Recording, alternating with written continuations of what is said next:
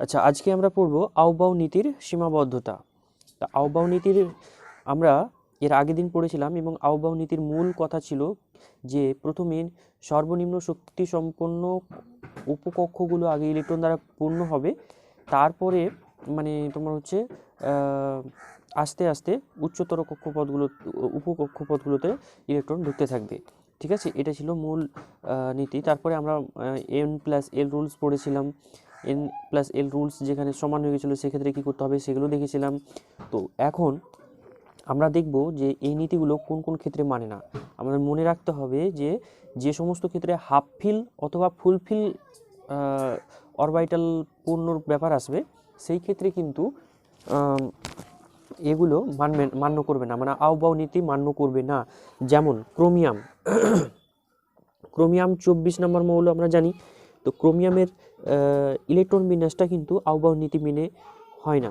ঠিক আছে, ক্রোমিয়ামের ইলেকট্রন বিন্যাস যদি আমরা দেখি তাহলে কি হবে, 24 যেহেতু, তাহলে ক্রোমিয়ামের ইলেকট্রন বিন্যাস হবে 1s2 2s2 2p6, তারপরে হবে 3d6 3d4 4s2। এইটা হওয়া উচিত আউবাউ প্রিন্সিপাল অনুযায়ী, এই ইলেকট্রন বিন্যাসটা কিন্তু হওয়া উচিত। কিন্তু প্রকৃতপক্ষে দেখা যাচ্ছে এই যে লাস্ট যদি কক্ষপথ আমরা এখানে যদি দেখি যে লাস্ট কক্ষপথ হলো 4s দুটো ইলেকট্রন ঢুকে আছে, 3dতে 4টা ইলেকট্রন ঢুকে আছে। তো 3dতে আমরা জানি যে ডি অরবিটালটা মানে ডি অরবিটালে ডি উপকক্ষে 5খানা কক্ষক রয়েছে।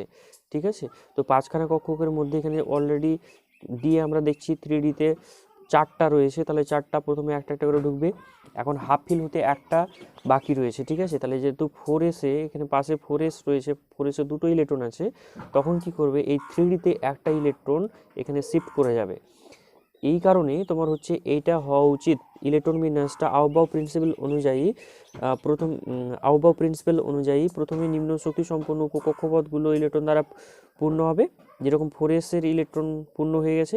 তারপরে হায়ার এনার্জেটিক্যাল মানে যে উপকক্ষপথগুলো যেরকম 3D আছে এখানে 3D পূর্ণ হবে। ঠিক আছে, তাহলে এখানে দেখা যাচ্ছে 4s পূর্ণ হয়েছে, তারপরে 3dতে ইলেকট্রন ঢুকেছে, ঠিক। কিন্তু এখন দেখা যাচ্ছে যখন 3dতে 4টা ইলেকট্রন আছে তখন 4s থেকে একটা এক্সট্রা ইলেকট্রন একটা এক্সট্রা ইলেকট্রন 3dতে কনভার্ট হয়ে যায়। তাহলে এই 3dতে ইলেকট্রনটা আসার কারণে এটা হওয়া উচিত ছিল আউবাউ নীতি অনুযায়ী, কিন্তু যেটা হয় বাস্তবে সেটা হচ্ছে 1s2 2s2 2p6 3d এই 5 হয়ে গেল এবং 4s-এ একটা। এটা হচ্ছে যেটা ঘটে বাস্তবে, যেটা পাওয়া যায় সেটা হচ্ছে এটা। ক্লিয়ার? তাহলে এটা দেখা গেল যে এখানে তোমার হচ্ছে ইলেকট্রন বিন্যাসটা আউবাউ প্রিন্সিপাল অনুযায়ী হচ্ছে না। একই রকমভাবে কপারের ক্ষেত্রেও ইলেকট্রন বিন্যাসের ক্ষেত্রেও আমরা কিন্তু দেখতে পাই।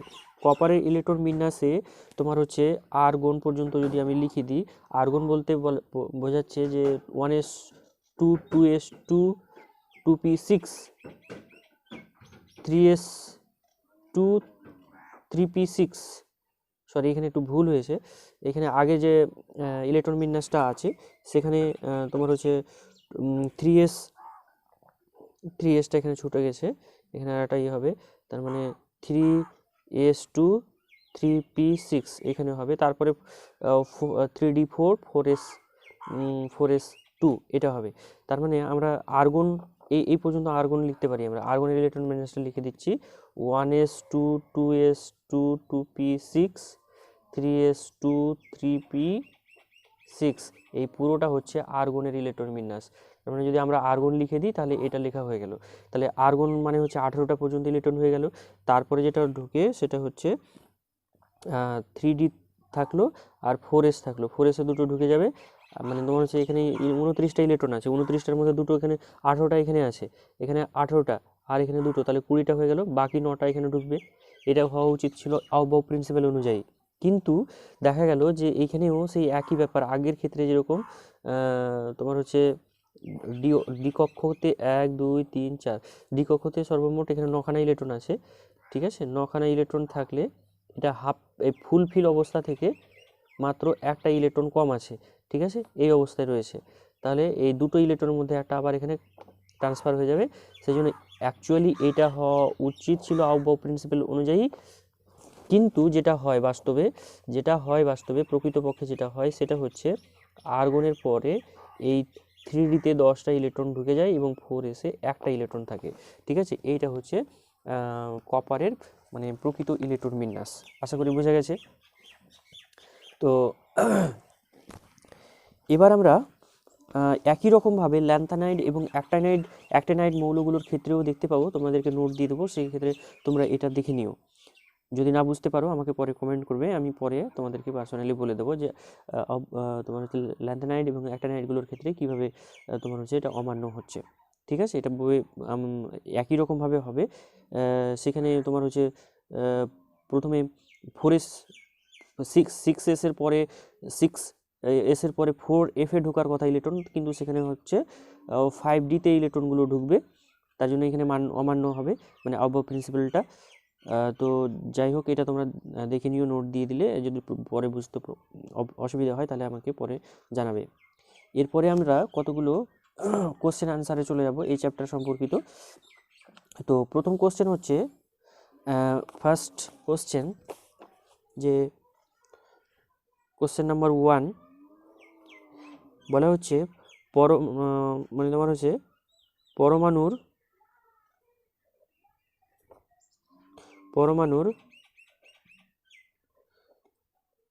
নিউক্লিয়াসে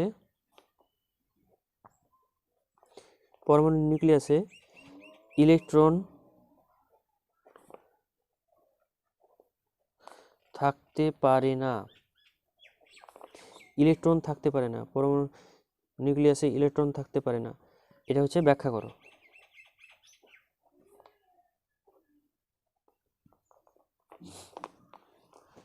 ঠিক আছে, পরমাণুর নিউক্লিয়াসে ইলেকট্রন থাকতে পারে না, এটা ব্যাখ্যা করো। আচ্ছা, এটা আমরা কিভাবে প্রমাণ করব?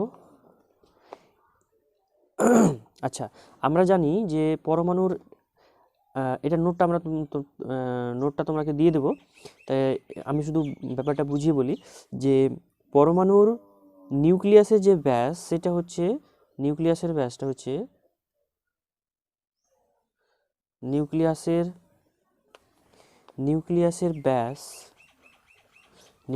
ব্যাস হলো প্রায় 10⁻⁻15 মিটার।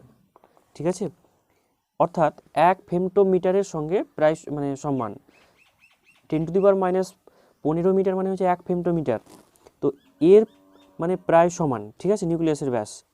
তাহলে তোমার হচ্ছে এখন ইলেকট্রন যদি নিউক্লিয়াসের মধ্যে থাকতে হয়, তাহলে ইলেকট্রনের যে অবস্থানের যে অনিশ্চয়তা হবে, সেটা নিশ্চয়ই এই 10⁻⁻15 মিটারের সমান বা তার থেকে তোমার হচ্ছে কি হবে, কম হতে হবে অ্যাকচুয়ালি। ঠিক আছে, ইলেকট্রনের মানে তোমার হচ্ছে কোনো একটা ইলেকট্রনের অবস্থানের মানে তোমার হচ্ছে অনিশ্চয়তা, মানে যেটাকে আমরা ডেল এক্স দিয়ে রিপ্রেজেন্ট করি, হাইজেনবার্গের অনিশ্চয়তা নীতি যেটা আমরা পড়েছি, তো সেখানে একটা অবস্থানের অনিশ্চয়তার কথা বলা হয়েছিল। অবস্থানের অনিশ্চয়তা মানে হচ্ছে ইলেকট্রনকে আমি মানে একেবারে নিশ্চিতভাবে কোনো একটা বিন্দুতে লোকেট করতে, মানে যত রেঞ্জের মধ্যে লোকেট করতে পারি। দেখা গেল যে আমি এই একটা ইলেকট্রনকে এই জায়গার মধ্যে আমি লোকেট করতে চাইছি। লোকেট করা মানে হচ্ছে অবস্থানটা নির্ণয় করতে চাইছি যে এখানে কোথায় আছে ইলেকট্রনটা। ঠিক আছে, তাহলে দেখা গেল যে আমি এই জায়গা থেকে এই জায়গার মধ্যে মানে আমি কি করতে পারবো, ইলেকট্রনটাকে লোকেট করতে পারবো, অর্থাৎ অবস্থানটাকে নির্ণয় করতে পারবো। কিন্তু আমরা এক্স্যাক্টলি এই পয়েন্টে বা এই পয়েন্টে লোকেট করতে পারবো না, করতে পারবো না, সেটাকে চিহ্নিত করতে পারবো না। আমাদের যেটা করতে হবে যে যেহেতু এটা প্রচণ্ড স্পিডে ঘোরাঘুরি করে, তাই একটা নির্দিষ্ট সময়ে কোন জায়গায় আছে সেটা বলা খুবই মুশকিল। তাই একটা নির্দিষ্ট রেঞ্জের মধ্যে আমাদেরকে বের করতে হয়। তো মানে মিনিমাম যতটুকু এরিয়ার মধ্যে তাকে চিহ্নিত করা যেতে পারে সেইটাকে বলা হচ্ছে অনিশ্চয়তা। যে ডেল এক্স অর্থাৎ এক্সের মান মানে যতটুকু অবস্থান, এখান থেকে দূরত্ব হচ্ছে এক্স, তাহলে এই অবস্থানের মধ্যে তাকে পাওয়া যেতে পারে। তাহলে নিউক্লিয়াসের যা ব্যাস, সেই ব্যাসের সঙ্গে সমান বা তার থেকে কম জায়গাতে আমাদের কী করতে হবে, লোকেট করতে হবে। তাহলে প্রবাবিলিটি মানে যে অনিশ্চয়তাটা ডেল এক্স এর মানটা অবশ্যই নিউক্লিয়াসের ব্যাসের তুলনায় ছোট হতে হবে, ঠিক আছে। নিউক্লিয়াসের থেকে যদি বড় হয় ডেল এক্স, অর্থাৎ মানে অনিশ্চয়তাটা যদি বেশি হয়ে যায়, তাহলে কিন্তু সেই ক্ষেত্রে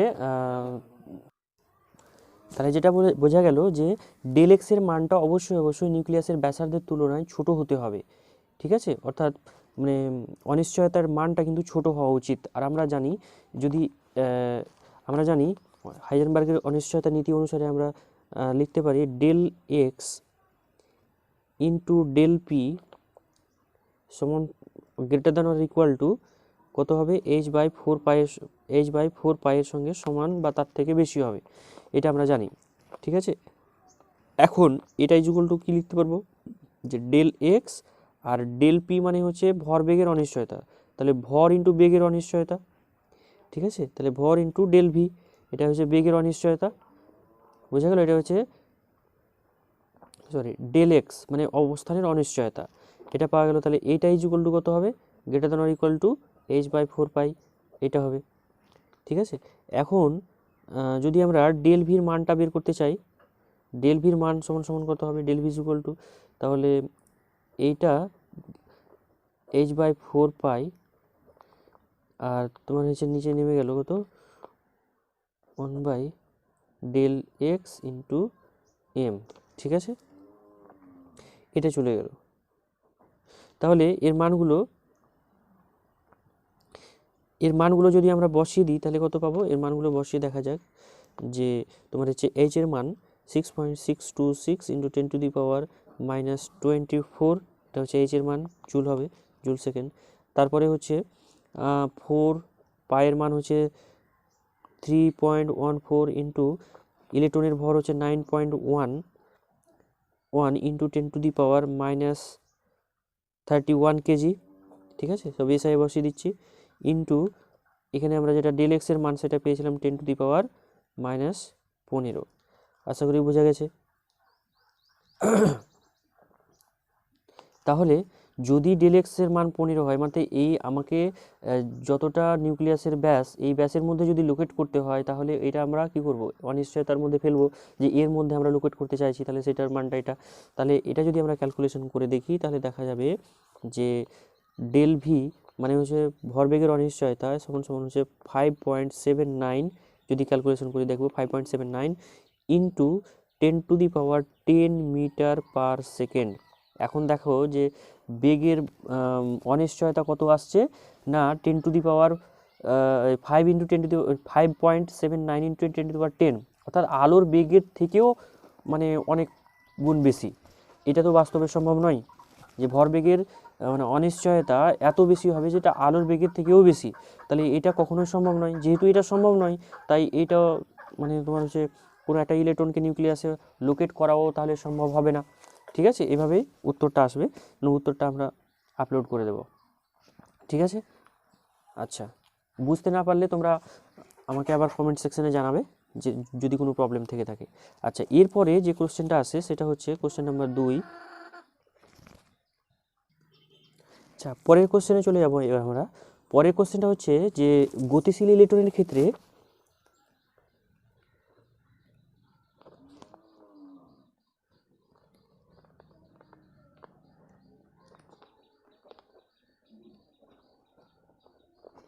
গতিশীল ইলেকট্রনের ক্ষেত্রে ডি ব্রগলি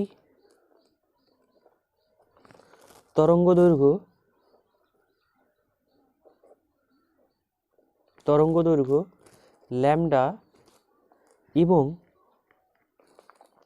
গতিশক্তির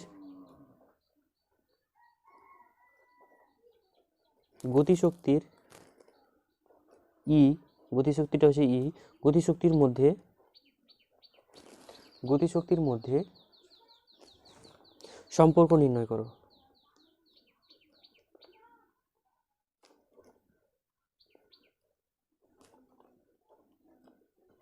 ঠিক আছে। আচ্ছা, এবার আমরা দেখব, তার মানে ল্যামডা আর এর মধ্যে সম্পর্ক আমাদেরকে নির্ণয় করতে হবে।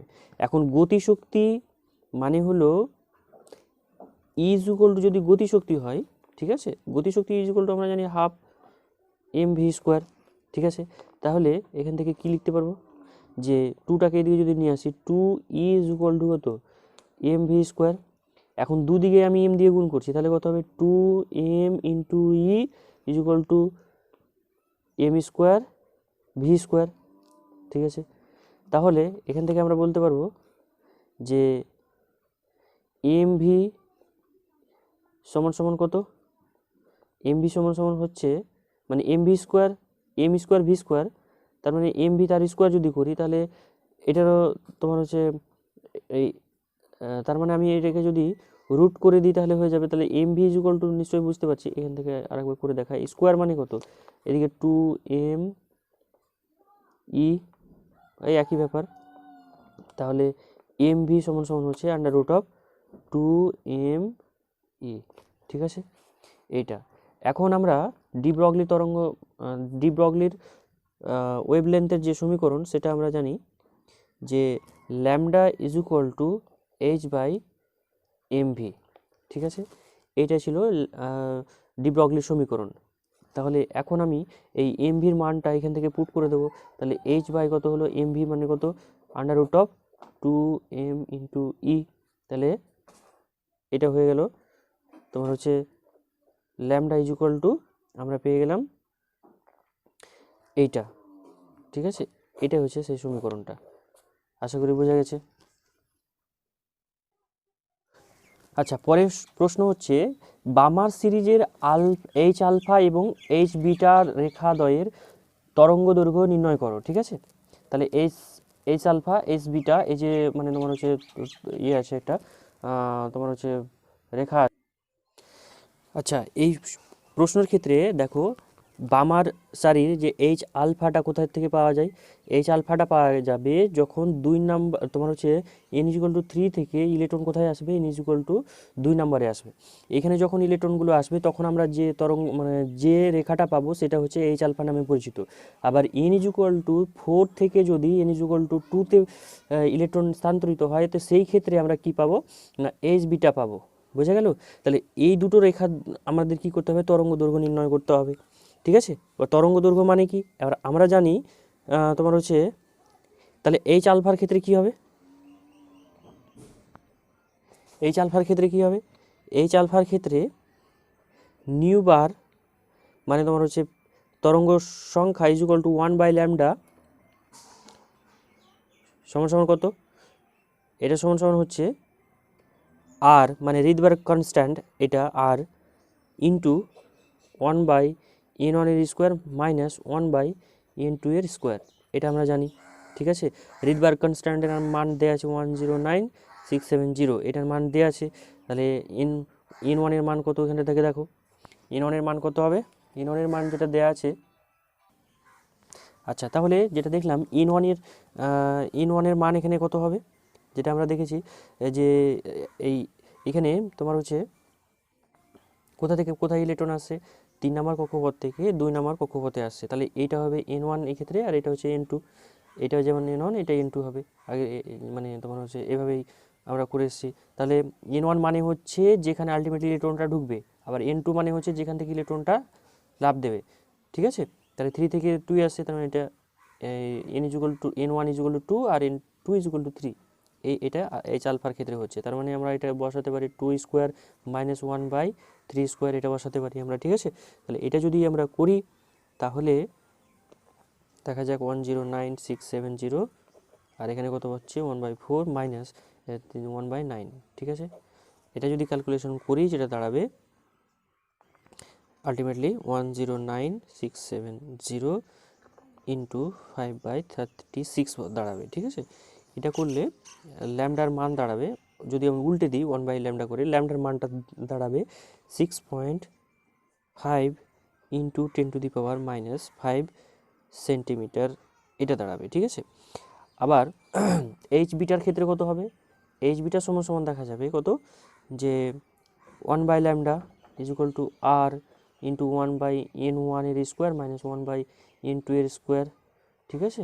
এখন আর এর মান তো আমরা জানি, দিয়ে দিয়েছি 109670, আর 1/n1 মাত্র 2 এর স্কোয়ার, আর n এখানে n হলো 4 এর স্কোয়ার, ঠিক আছে। n2 মানে তো এখানে 4 এস বিটার জন্য। তাহলে এটা মানটা যদি আমরা ক্যালকুলেশন করি তাহলে যা পাবো আলটিমেটলি ক্যালকুলেশন করার পরে ল্যামডা ইজ ইকুয়াল টু যেটা আসবে সেটা হচ্ছে 4.863 ইন্টু 10⁻⁵ সেন্টিমিটার, ঠিক আছে। তাহলে এইচ বিটার ক্ষেত্রে আমরা এটা পেলাম, আর এইচ আলফার ক্ষেত্রে আমরা এই তরঙ্গ দৈর্ঘ্যের মানটা পেলাম। আশা করি ক্লিয়ার হয়েছে। আচ্ছা, পরের কোশ্চেন হচ্ছে এইচ প্লাস হাইড্রোজেন, তারপরে Li2+, তারপরে হচ্ছে Be2+,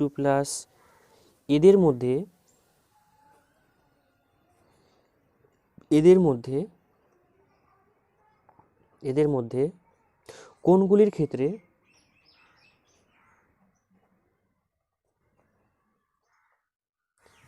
ক্ষেত্রে বোর তত্ত্ব সঠিকভাবে প্রযোজ্য?